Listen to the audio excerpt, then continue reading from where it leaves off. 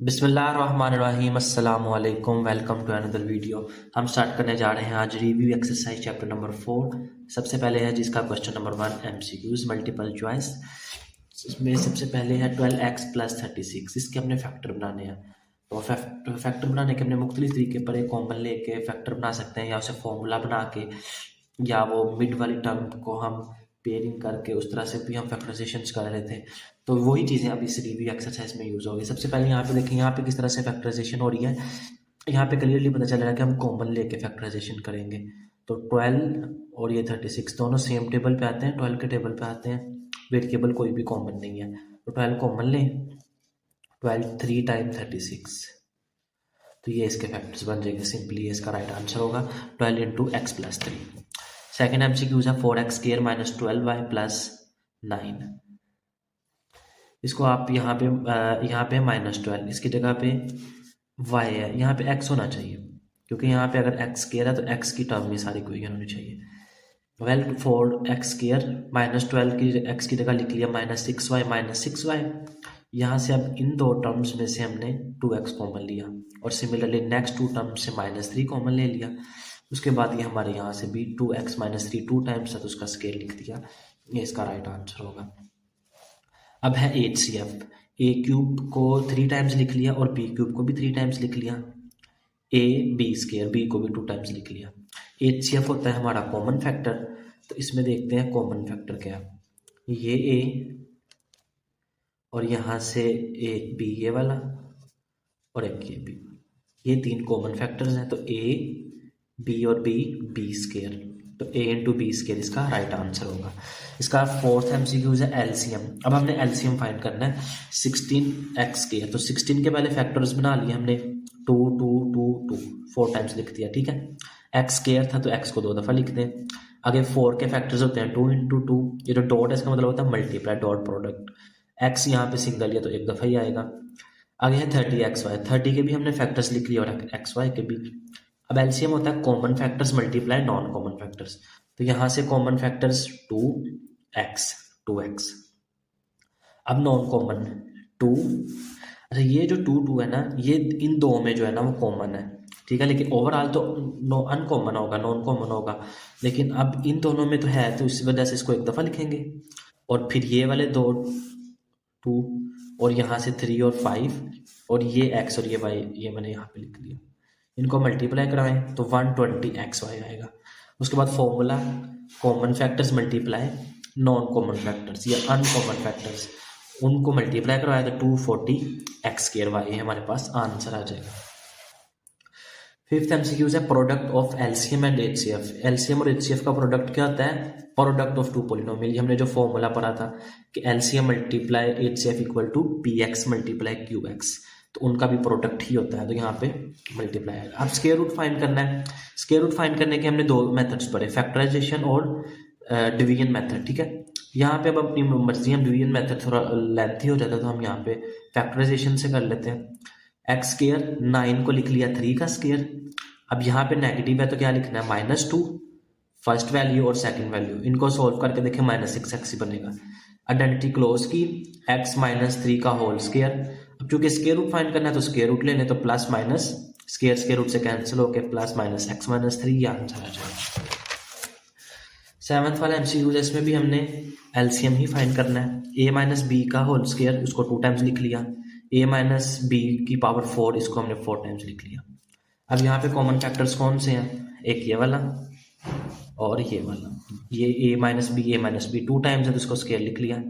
अब uncommon factors यहाँ पे a - b और a - b, ये भी 2 टाइम्स है तो यहाँ पे भी स्क्वायर लिख लें।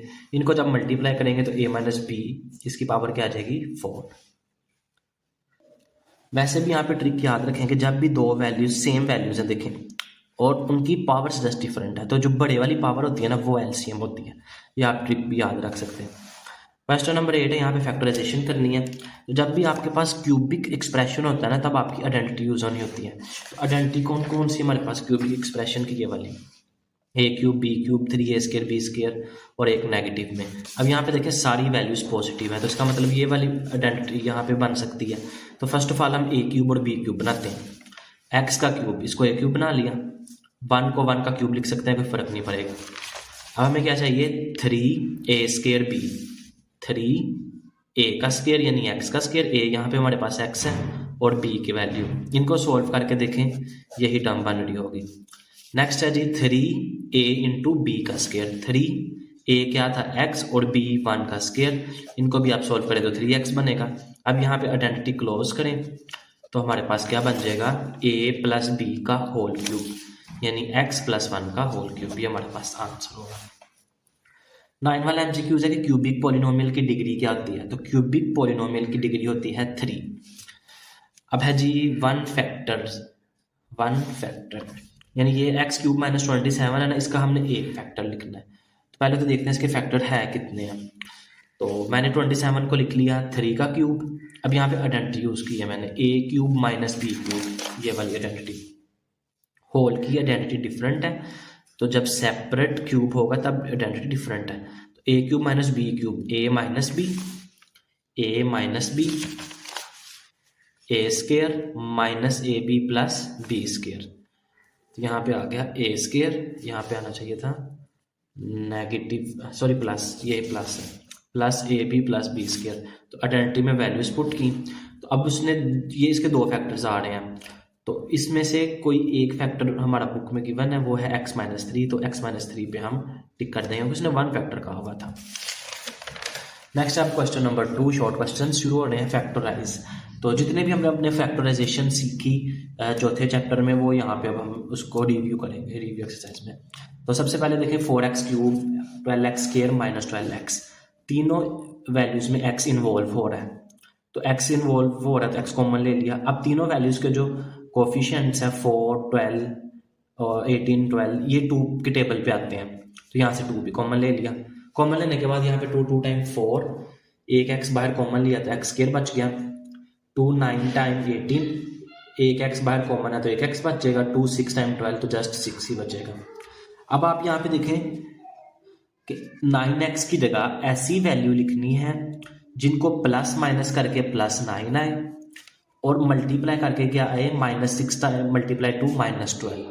तो यहाँ पे कोई ऐसा कम्बिनेशन नहीं बनता, मैंने बना के देखा था, किसी किस्म का कोई कम्बिनेशन नहीं बनता कि जिनको प्लस माइनस करें तो +9 आए और उनको मल्टीप्लाई करने से -12 आए। तो यानी इसका कम्बिनेशन नहीं बन रहा, मजीद फैक्टराइजेशन नहीं हो सकती, तो ये यहाँ तक ही रहेगा, एक ये फैक्टर हो जाएगा और एक हमारे पास ये फैक्टर आ जाएगा। नेक्स्ट है x cube plus 64y cube. यहाँ पे तो क्यूब है लेकिन 64 क्यूब में नहीं है, तो 64 को क्यूब में लिखने के लिए यहाँ पे 4 लिख लिया। अब आइडेंटिटी यूज करें कौन सी, a क्यूब, ये वाली a cube plus b cube, a plus b a square minus ab plus b square. तो आइडेंटिटी यूज की a plus b a square minus ab plus b square. Identity में values put करें तो हमारे पास answer आ जाएगा। इसका थर्ड क्वेश्चन भी सिमिलरली उसी तरह ही है जैसे हमने ऊपर वाला क्वेश्चन किया। यहाँ पे प्लस वाली आइडेंटिटी यूज की, यहाँ पे हम माइनस वाली आइडेंटिटी यूज करेंगे। एक्स वाई को लिख लिया होल का क्यूब और 8 इसका क्यूब होता है 2 का। अब a cube minus b cube वाली आइडेंटिटी यूज की तो हमारे पास आंसर आ गया। नेक्स्ट है फोर्थ वाला क्वेश्चन। जब भी आपको नेगेटिव साइन शुरू में देखने को मिले आपने उसको कॉमन ले लेना है। तो जब नेगेटिव साइन कॉमन लिया तो साइन चेंज हो गए।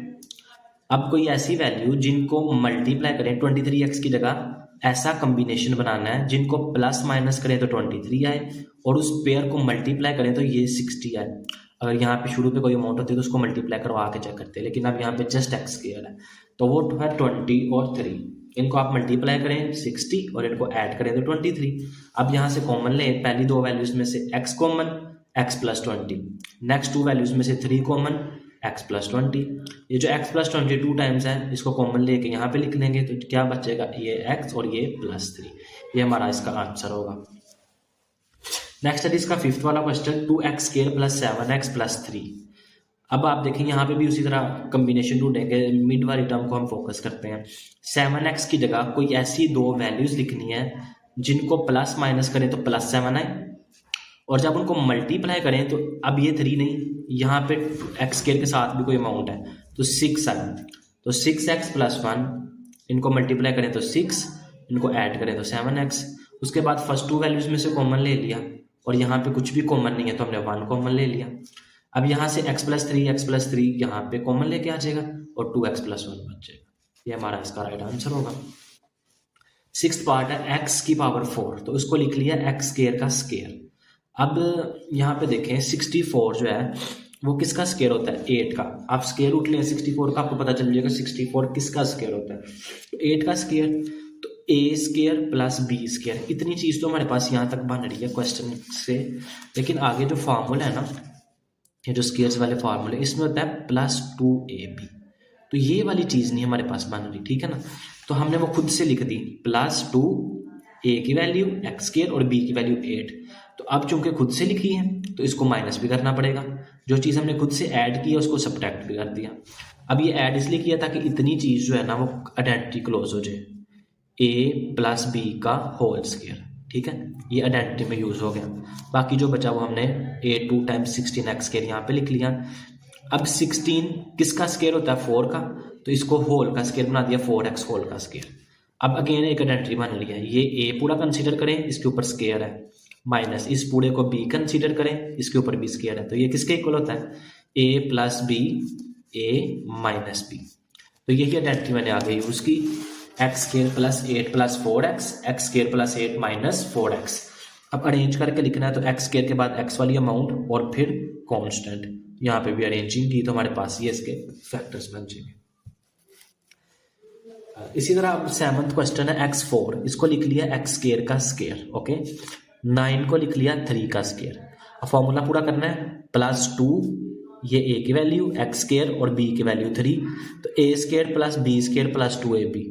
अब आप चेक करें, इसको तो सोल्व करें, ये अमाउंट बन रही है, इसको सोल्व करें, ये अमाउंट बन रही है। लेकिन अब हम इसको सोल्व करते हैं ना, 3 × 2 × 6x², तो ये वाली अमाउंट नहीं बन रही, 2x² नहीं बन रही। अगर ये वाली बन जाती तो फिर तो हम यहाँ तक की प्रोसेस करते और आगे आइडेंटिटी क्लोज कर देते। तो इसका मतलब है कि ये हमने खुद से ऐड किया, इसको सब्ट्रैक्ट भी कर लिया, जो चीज़ हमने खुद से यूज़ किया उसको सब्ट्रैक्ट भी कर ली। खुद से तो इसलिए यूज़ किया ना ताकि हम इसको क्लोज कर सकें आइडेंटिटी को, तो उसको सब्ट्रैक्ट भी कर लिया।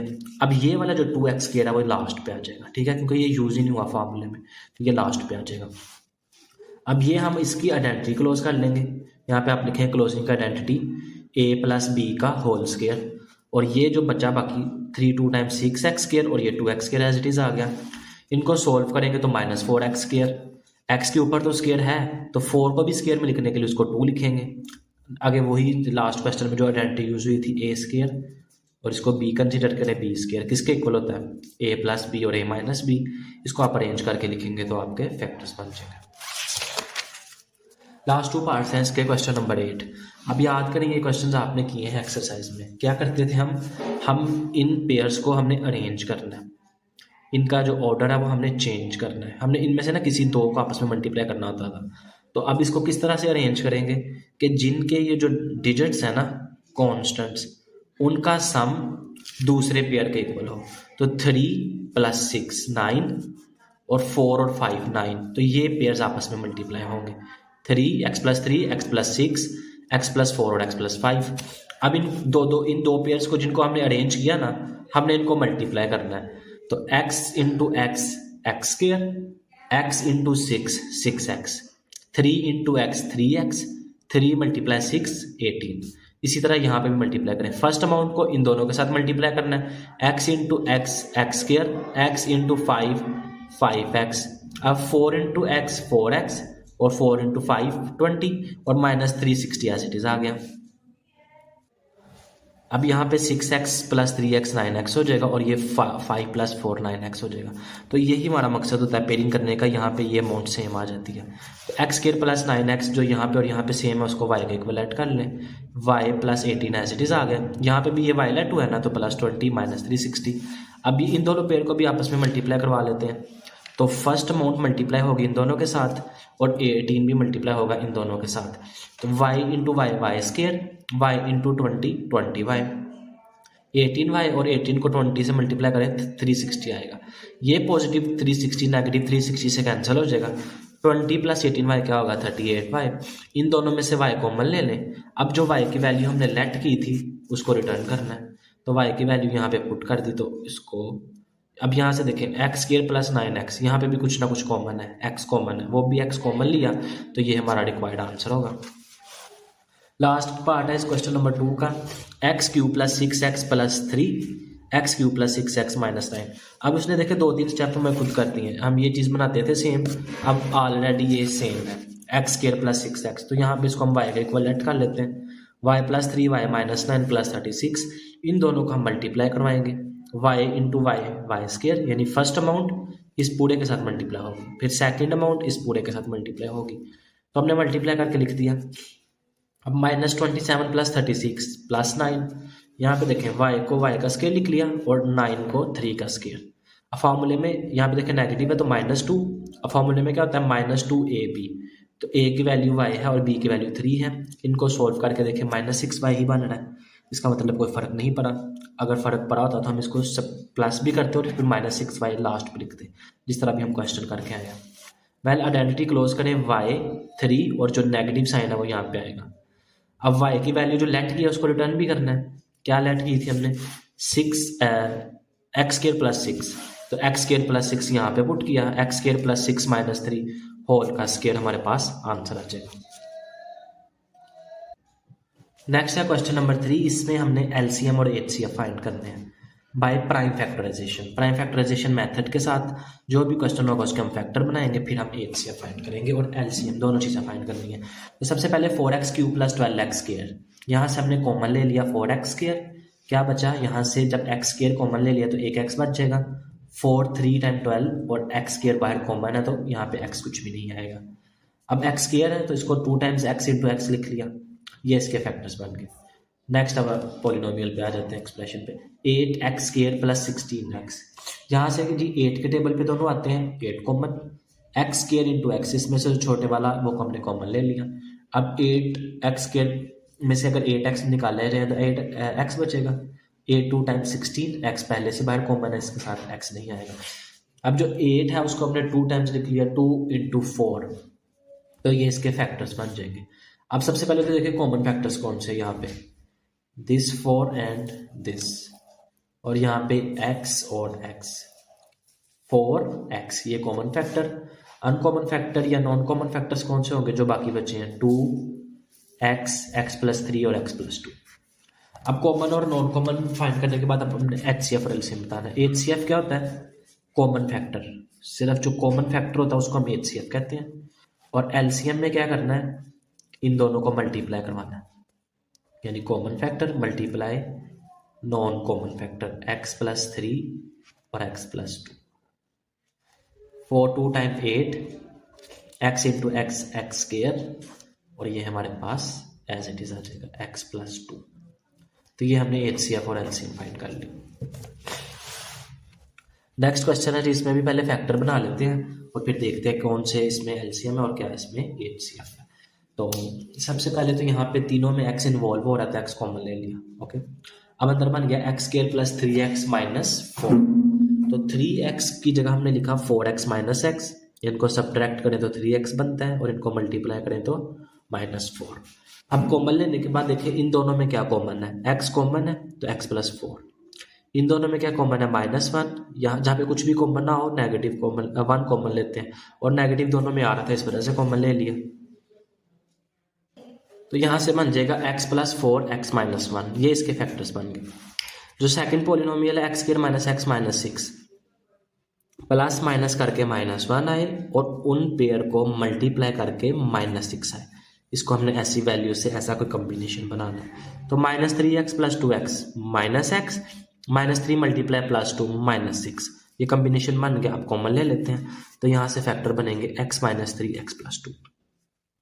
अब आप इन दोनों में देखें कॉमन कुछ भी नहीं आ रहा, x plus 4 x minus 1 x minus 3 x plus 2, कुछ भी कॉमन, पीछे उसने वैसे आंसर लिखा हुआ है x माइनस 1, लेकिन वो या तो फिर ये क्वेश्चन में प्रॉब्लम है, ये इस वाले जो पॉलिनोमियल में प्रॉब्लम है बुक में, या फिर पीछे आंसर गलत है। अगर इस क्वेश्चन के अकॉर्डिंग देखा जाए तो एचसीएफ कोई भी नहीं बनता।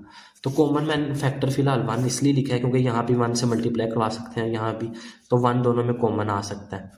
तो कॉमन फैक्टर या तो है ही नहीं इसका, या फिर अगर है भी तो फिर 1 ही होगा, क्योंकि दोनों में देखें कोई भी वैल्यू कोई भी फैक्टर सेम नहीं है, तो इसका कोई भी कॉमन फैक्टर नहीं होगा।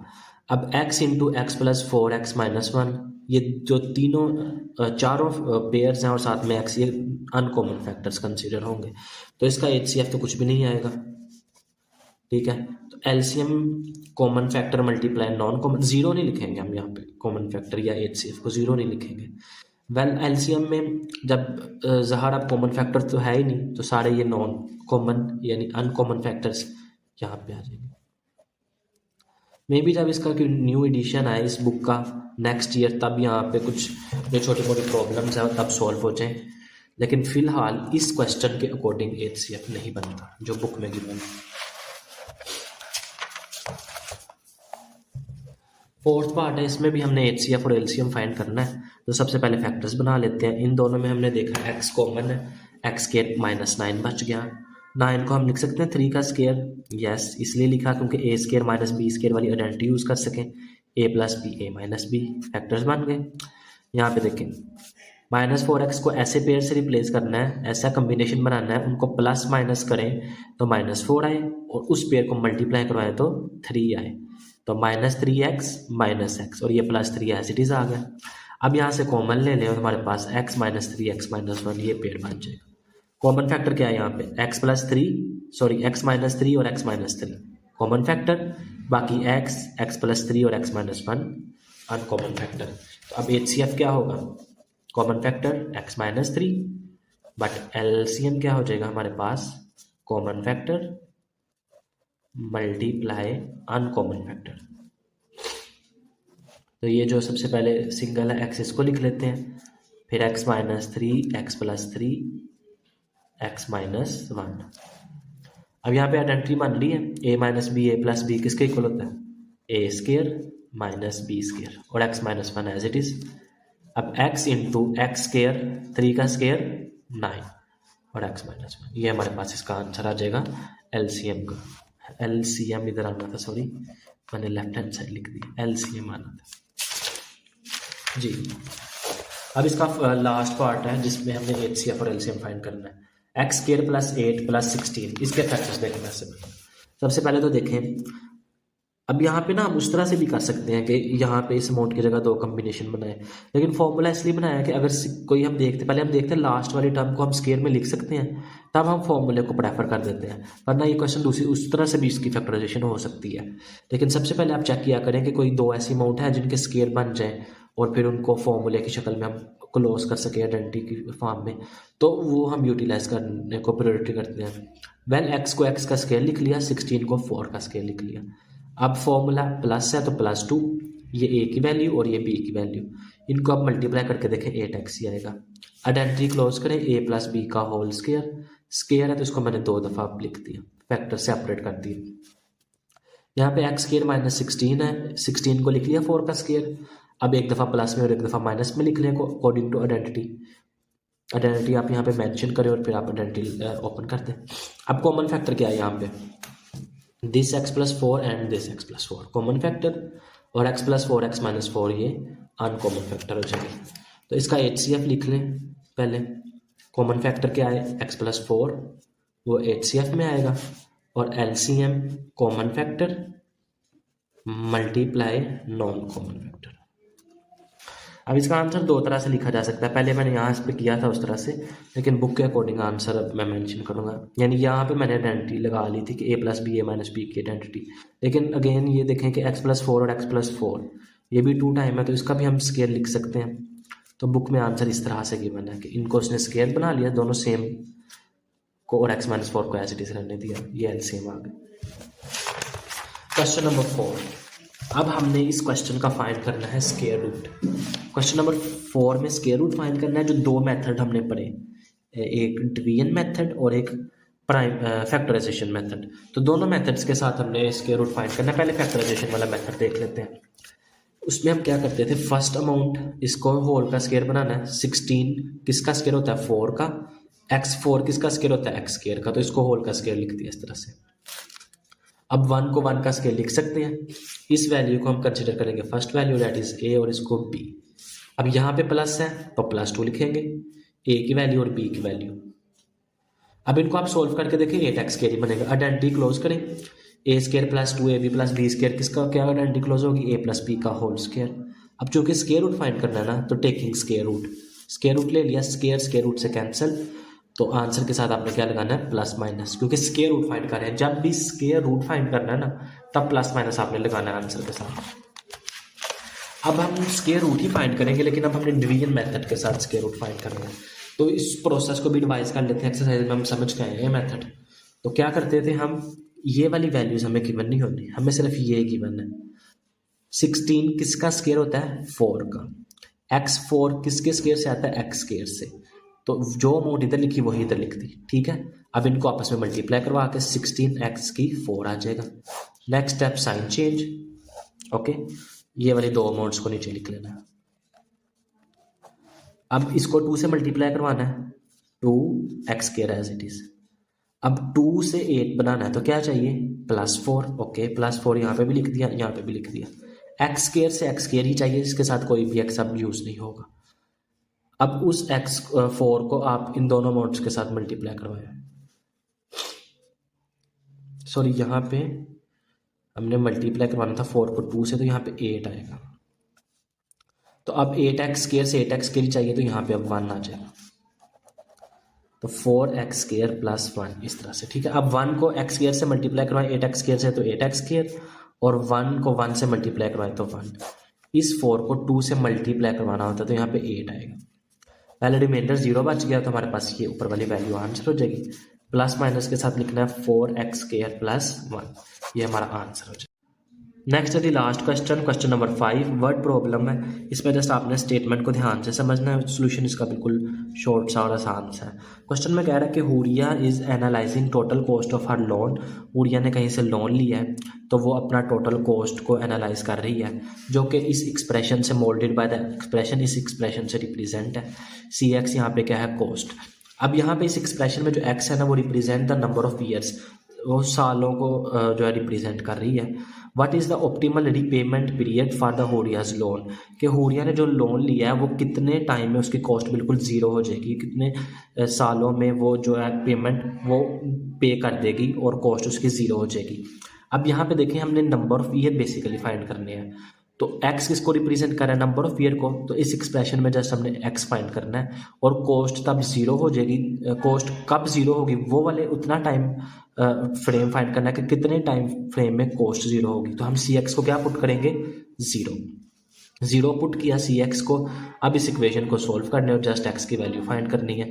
-8x, इसकी जगह हमने ऐसा कम्बिनेशन बनाना है जिसको प्लस माइनस करने से -8x आए और उनको मल्टीप्लाई करने से क्या आए, 15। तो -8x की जगह लिख लिया -3 और -5। अब इन दोनों वैल्यूज में देखें क्या कॉमन है, x, तो x -3, यहाँ से -5 कॉमन लिया, x -3 और x -5 इक्वल टू 0। दोनों को सेपरेटली 0 को इक्वल रखें, तो ये 3 उधर जाके प्लस हो जाएगा और ये 5 उधर जाके प्लस हो जाएगा। अब चूंकि हम x को रिप्रेजेंट कर रहा था नंबर ऑफ ईयर्स को, तो हमने 7 ईयर्स लिख लिए, यानी या तो 3 साल या तो 5 साल लगेंगे उसको अपनी कॉस्ट जीरो करने के लिए। तो स्टूडेंट्स, ये थी review exercise of chapter number 4। इस पूरे चैप्टर में कहीं पे भी कोई कन्फ्यूजन हुई तो ज़रूर पूछिएगा। अपना ख्याल रखें। नेक्स्ट इंशाल्लाह हम किसी नए चैप्टर में आप लोगों से मुलाकात होगी। अपना ख्याल रखें, दुआओं में याद रखिएगा। अल्लाह हाफिज़।